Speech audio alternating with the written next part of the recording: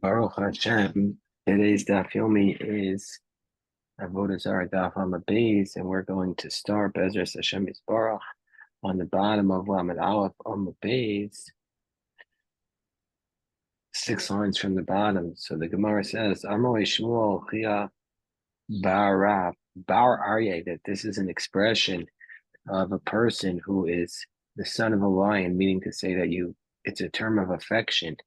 He says, "Come and you son of a lion," which is Rashi also tells us it means your son of Torah, person who is associated with Torah. It's called the Bar Aryeh, a son of lion.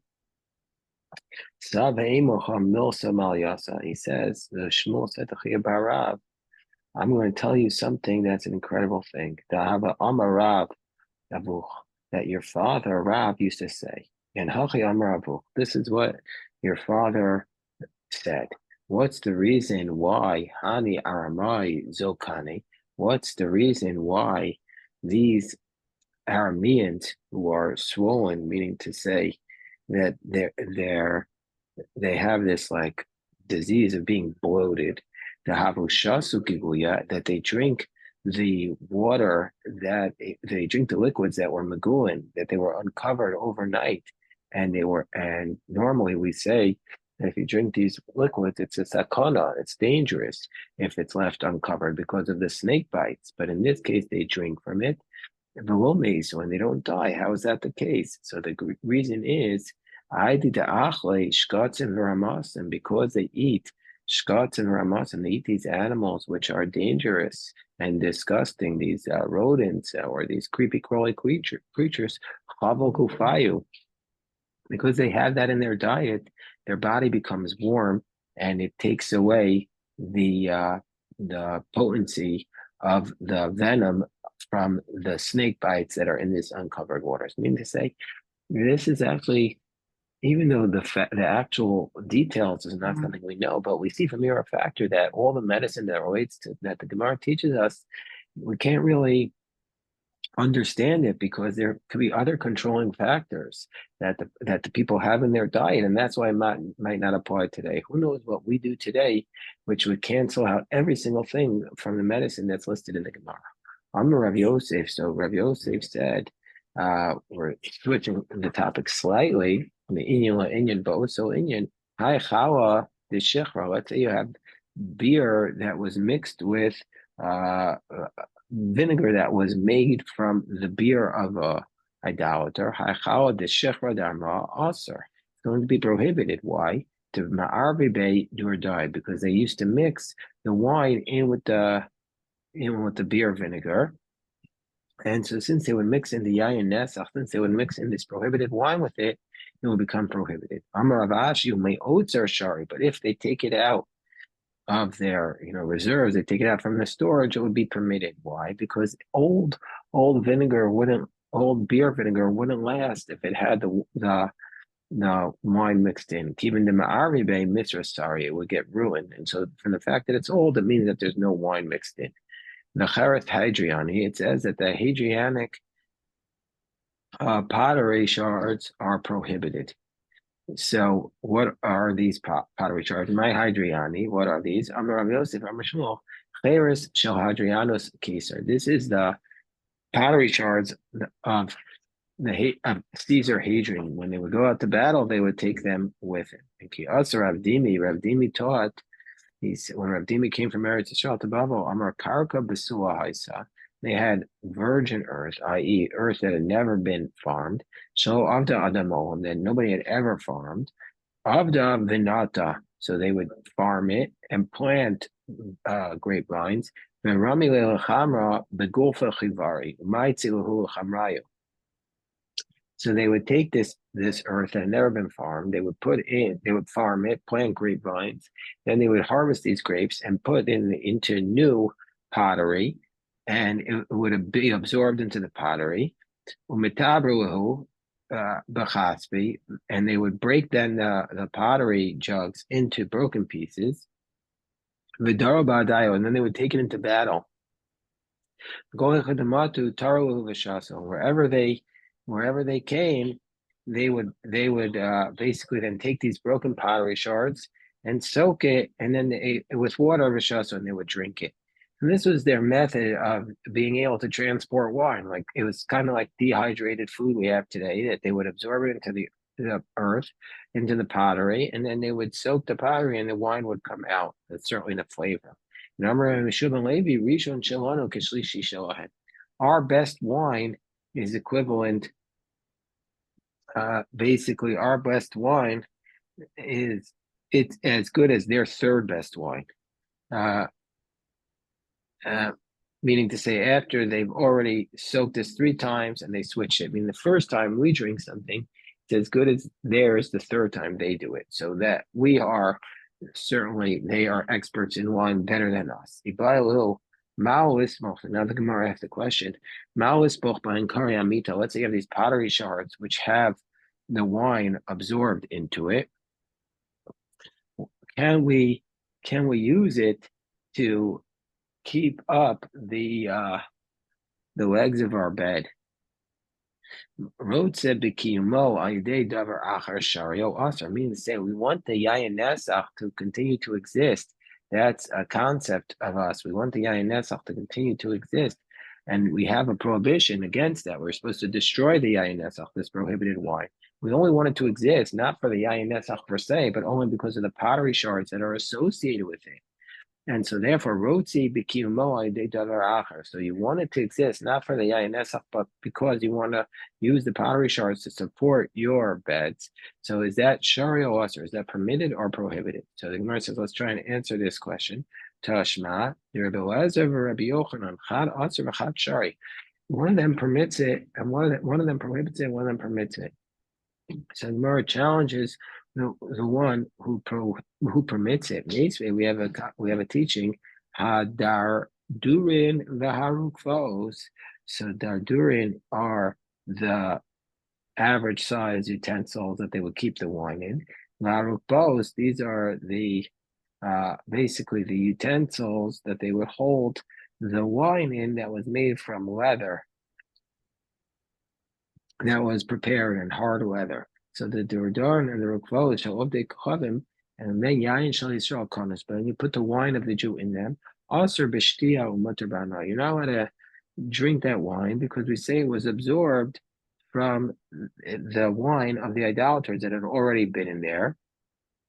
It had been absorbed in the walls, and now you put the kosher wine in there, and it's going to absorb the taste of the non-kosher wine. But mutter ba'ana, but you're allowed to benefit from it because the wine is not really fully present. It's not what's called be'ain, and so therefore there's no actual prohibition, just the taste of it. And so therefore the sages didn't say you're not allowed to get benefit from it. And it's just enough to prohibit that you're prohibited to drink it. Now comes along the brisa, and it says, "Hey, Shimon ben Guda lefnei beno shel Rabbi Gamliel." So Shimon ben Guda once testified in front of the son of Rabbi Gamliel, Rabbi Gamliel shashasa mimenu, that Rabbi Gamliel, that he drank from this wine of a Jew that was absorbed in the utensils of a guy, ba'ako, and he did this in Akko, v'lo hodulo, and the Chachamim did not agree with him. And then that's not yet the question. The question on the one who allowed the wine that was put in the one who allowed the pottery shards that were used to support a bed comes from the next point, which was no dosha ovdei kochavim. Let's say you have these leather pouches of the idolaters that they use for wine. But what do they do with these no dosha ovdei kochavim? Rabbi Shimon ben Kavsai also asos mehen shetichin l'chamor. Rabbi Shimon Gamliel said in the name of Rabbi Shimon ben Kavsai, you can't use them as saddles for the idolaters. And meaning to say they used to take these leather pouches and turn them into saddles. And the reason why you can't use them is because they have the wine absorbed in them. And so we see from here that even though you don't want that wine, you don't care about that wine, you just want the leather for the saddle, we're still going to say it's prohibited. So how could you say they could keep the pottery shards? Who could for the supporting of the bed when it has the wine in it? The Gemara emphasizes the question. The road to the kimoy de davar acher. Here you only want it to exist through you only want the yayin nesach to exist because of the leather. You don't really want it to exist.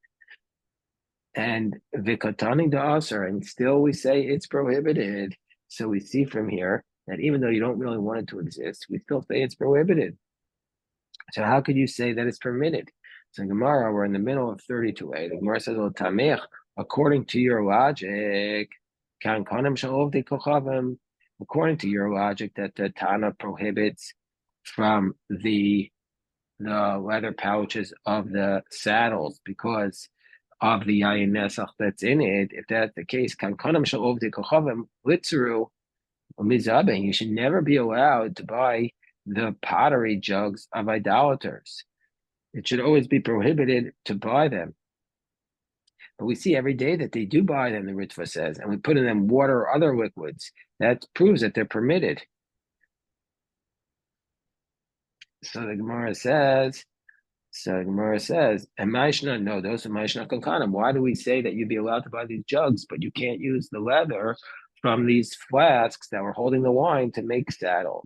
So the Gemara therefore has to say, what's the reason why the leather pouches are prohibited to make the saddles? Amarava Gzera Shema Yibaka Noda Nodo Vitlenu Vitperenu Agabe Nodo. No, there it's a special decree by the saddles. We're worried that the flask of a Jew, the leather pouch of the Jew, will break, and he'll take the leather from the saddle, and he'll use it to patch up his leather pouch, and then it will have the absorbed wine from there going into the Jew's wine, and it will be prohibited. And so therefore, it's not about the fact that you want yayin nesach to exist, but you're actually going to be tasting the wine. The Gemara says, so if that's the case, the Gemara asks the general question. According to one who says it's prohibited, the other way, before we challenge one who says permitted, according to one who says prohibited, so why are the kankanim, why are the jugs of the idolaters, why is it permitted to put things in there? Says there's a big difference. There, with respect to the kankanim, there's no isura be'ene. There's no. It's a smaller amount, a much more diluted amount of wine, so it's not giving off taste. But in this case, with the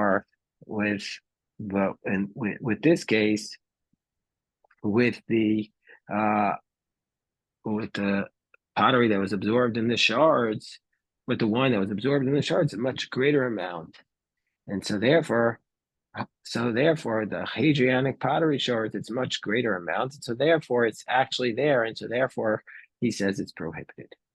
So the Gemara says, well, now that we said the testimony of Shimon ben Guda, he testified that Rabbi Gamliel drank from this wine, and the sages didn't agree to him. The Gemara says this seems to the sages didn't agree. We have a contradictory source. What does the source say? Let's say you have the wine that comes in the jugs of the idolaters. You're not allowed to drink it, and you're allowed to have benefit from it. And Hayud Shimon ben Guda, in this case, when Rabbi Gamliel drank from it in Akko, they admitted to him. So Milo Hodu the Kamar Hasam. What does it mean they didn't agree to him? It means, so the Gemara says, so we have the question that this source says that they did not agree to. This source says that they agreed to Shimon ben Guda, but on the other source it says that they didn't. So the Gemara says, how do we deal with this contradiction? What does it say in the first source that they did not agree to him? The Kamar Hasam means kol tiyaso, means all the sages of that were around there did not agree. But the son of Rabbi Gamliel accepted his words. That's what the Brisa says. Hodelo, it refers to his son that accepted his words. That's one answer. By the same, another answer is it's two different testimonies. Guda l'chud v'guda l'chud. One is with an alf, one is with an ayin. And these are two separate people. Ben Guda said that they did not agree to Rabbi Gamliel, and Ben Guda with an ayin, it says that they did agree to him. So now we're up to the next piece in our Mishnah, which said, or 2 lines from the bottom on 32a, it said, these are the things that prohibited, and you're not allowed to have any benefit from them. What are these things? Oros levuvin. One of them is the oros levuvin. What's oros levuvin? The word oros means the leather or the skin of the animal. Levuvin is related to the word heart. So the Gemara is going to explain what they are. Tana Rabbanan Ezu or lavav. What is this skin of the heart that the Tana prohibits? Kol shekarua keneged alev. Anything which is torn opposite the heart. So they used to tear the skin of the heart, the kadar kamin aruba, and it's cut like a window, like a circular window. That was the way that the idolaters worshipped. They would take an ox while it's still alive, and they would bring it before the idolatry, and they would make a hole in the heart, a circular hole opposite the heart, and they would pull out the heart, and they would worship it for the idolatry. And so, therefore, if you find this skin of the animal that was circular, that was an indication that they used that was part of the worship service, and so therefore you're not allowed to use that skin. Yeshua, but the Brisa explains if you have on this leather, this skin, kore dam, if you have like a scab of blood, and it's an indication also that it's prohibited, because that means they took out the heart while it was still alive. That was how they used to worship their idolatry. So that would obviously be very good evidence that you have the blood on it. It was bleeding while it was still alive. But Eno of Karatam on the top of 32b, if there was no blood on it, mutter, because that's an indication, will be permitted, because that's an indication that they first killed the animal and only then took out the heart, which is not the way that they worshipped. So the Gemara says, this idea of whether or not there's blood on it is evidence of how they worshipped it. That's only if they didn't salt the skin of the animal, but after they salted it, and since aser, then it would still be prohibited. You can't prove that there's no blood on it, so that's an indication that they did not use it in their worship, because Ema Malcho Havarasa, because we know that the salt takes away the blood. So we would have to be concerned that since it was salted, that's why there's no indication of blood on the skin. Shpago Omer Bizman Shakara Shalo Agol Aser Mashach Moter. So Rashbag says if there would be a circular piece of skin, then it would be prohibited. But mashach, if it's elongated, it's mutter, it's permitted, because that's an indication that it was not used as part of the idolatry. So Amar Rav Yosef, Amar Rav Yehuda, Mashmuel, halacha karishbak. He says the halacha is like Rabbi Shimon Gamliel, this teaching of him. So the Gemara says that Abaye was sitting there studying with his Rabbi Yosef. Abaye, halacha miklal the pligi. You need to tell us that halacha is like Rabbi Shimon Gamliel. That's an indication that the Chachamim are arguing with him, and they say that even if it was not circular, it's prohibited. So Amar Lei, my nafkoach mina. So Rabbi Yosef said to Abaye, "What do you care? You have to read it as a question. About does this mean the Rabbanan argue with Rashbag? It says, what do you care? It doesn't matter if the Chachamim argue. We know that the halacha is like Rabbi Shimon Gamliel when he argues with the Chachamim. So why do you care? So Abaye responds to Rabbi Yosef. He says, Gemara Gemor Zemorta Tehei. Rashi says it as a question.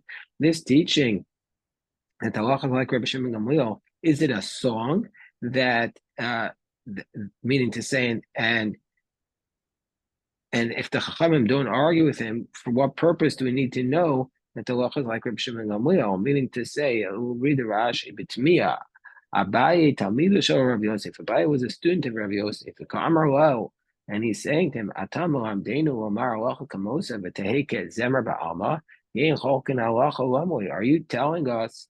You're teaching us this idea that the law is like Rabbi Shimon Gamliel. It's just a song that we don't need to know whether or not they're arguing. No, we need to know whether or not they're arguing or not. And so therefore, I want to know like the opinion of Rabbi Shimon Gamliel here, and even more, not just to memorize it. Rashi and Bates Chavdal Amud Aleph explains that this idea, this phrase, is it a song? Is the Gemara just a song? Is a phrase of shotim, as fools. Like zabun v'zabin tagar ikri, meaning to say, you say to the fool person, buy and sell even if you don't make a profit, as long as it's called like you're doing business. And this is what a student says to a fool. He says, word, whether it's true or whether it's false, and it'll be for you like a song. It's not enough. You have to try to understand that it can't be like a song. So the Gemara continues to explain the words of the Mishnah. It says in the Mishnah, Basar hanichnas, you have meat that was about to go into Avodah Zarah, was about to go into the house of the idolatry with the intent to make it an offering. Mutter, it's permitted to have benefit. If the Jew is careful to take it so before the goy actually brings it, meaning if you have meat that's going into the house of idolatry, it's permitted for the Jew as long as he takes it before it goes in. Montana, who is the one who says that this meat that was about to be brought into the idolatry is permitted? It's not like Rebbe Lezer. Rebbe Lezer says, that once the idolater slaughters it, he has in mind that it's for the worship, meaning so even before he brings the meat up on the altar, just the fact that he killed it, it was meant for the idolatry. So our Mishnah is not like Rabbi Elazar, is not like Rabbi Elazar. Gemara says, "Vayotze," the meat that comes out of the idolatry, aser neshu kazif chaymesim. Once the meat comes out of the idolatry, we're going to say it's prohibited because it's like the offerings of the dead, and just like the offerings of the dead are completely prohibited, so too this case is my time. And what's the reason that meat that comes out comes out of an offering for idolatry is prohibited? It's impossible that if he brought it before the idolatry, meat that it wasn't brought as an offering. And so therefore the meat that comes out of the house of the idolatry is going to be prohibited. So the Gemara says our Mishnah that says an offering of meat is for sure prohibited to have benefit, money. Who is it like? It's like Rabbi Yehuda ben Beseira. He Tanya, Rabbi Yehuda ben Beseira Omer. Rabbi Yehuda ben Beseira taught me, like the Krovas of Avodas Kochavim shemetame ba'olol. How do we know that if you have an offering to idolatry, that it transmits ritual impurity when it's in the tent? Meaning, say, just like a dead body, that as long as it's in the same room, it transmits, the whole room becomes tummy. It says, based on Tehillim Kuvav Pasuk Chav Ches, Vayitzamdu a Baal Peor, Vayochu Zivchei Mesim. They became attached to Baal Peor. So yesterday's parsha, and it's as though they were eating from the offerings of the dead. Ma Meis Mitame Ba'ol, just like a dead body makes tuma in the tent. After Krovitz Avodas Kochavim Mitame Ba'ol, also an offering to idolatry makes everything tummy in the tent. Now we learn to the next line of the Mishnah. Those goyim who are going to a city that has Avodah Zarah in order to worship, from the moment that they left for there, asurim l'seisu ateisim lahem. This is the very big way we started our tractate. The moment they're on their way there, you can't do business with them. So Amar Shmuel. And the reason is because we're concerned that they're going to go. Well, there are two reasons. One, we're concerned they're going to go. It's two connected reasons. We're worried they're going to go and give praise to their idolatry, and then they're going to cause that the name of their gods, their false gods, are caused to be heard, which is a violation of the Shemel Hemachirim Lo Yishma Picha. Amar Shmuel Ovi Kochavim Ha'olech Hatarfos Ba'alicha Aser the Azil Umode Kame Avodas Kochavim. So Shmuel says an idolater goes to this city of idolatry. On his way there, you can't do business with him because we're worried he's going to go and give praise to his gods. But on his way back, you can do business with him. You already gave the praise. You already worshipped. Now he's on his way home. You can do business with him. But Yisrael, let's say the Jew is on the way to the city where there are the idolatry. On his way there, you're allowed to do business with him. Why? Why is it mutter? We assume that the Jew could do tshuva still, even though he's on his way there. He still might repent, and so therefore you can do business with him because we assume he's going to do tshuva. This is like we learned in Kedushin. If a Jew says, who's a wicked person, he says to a woman, "Marry me on the condition I'm going to do tshuva. Marry me on the condition I'm a tzaddik," even though he's in Russia. We assume that she's married because he's going to do tshuva. So you say maybe he's going to repent and he won't He won't worship Avodah Zarah, but unfortunately, on the way back from the idolatry, we say he's prohibited. You can't do businesses with him. Also, why? Kivin the Avik Bay, because we assume he's going to go back once we're on top of 33a. Once he started doing the business, he became attached to it. He's like a new Baal Tshuva. The opposite. I mean, say once you start doing something, you get so excited about it. Mahadar Ozil. He's going to go back and he's going to get so excited from this money since he's a new convert to this faith. He's going to get all attached to it. And so, therefore, once he's done it, you can't do business with him because we're worried he's going to go back. Gemara says, is that really the case? So Tanya, the Gemara says, how can we say that you can do business with a Jew who's going to the Tarfa? So Tanya Yisrael, we have another source that says on your way you can't do any business with the Jew, even on the way to the Tarfos. Mar says, no, that's a Jew who's already in a politic. For sure, he's going to go and give praise. We see from here, if the Jew is on the way there and he's never worshipped it before, we assume he's going to repent and you can do business. But on the way back, once he started doing it, forget it. You can't do any business with him because we assume he became so excited by it, he's going to go back and do it more. It's a big lesson for us to not allow ourselves to sin, because once we sin, we're going to be excited to continue sinning in that direction. All right, this is today's daf. Everybody should have an amazing day. What an honor it is to study with everybody. A big shekayach.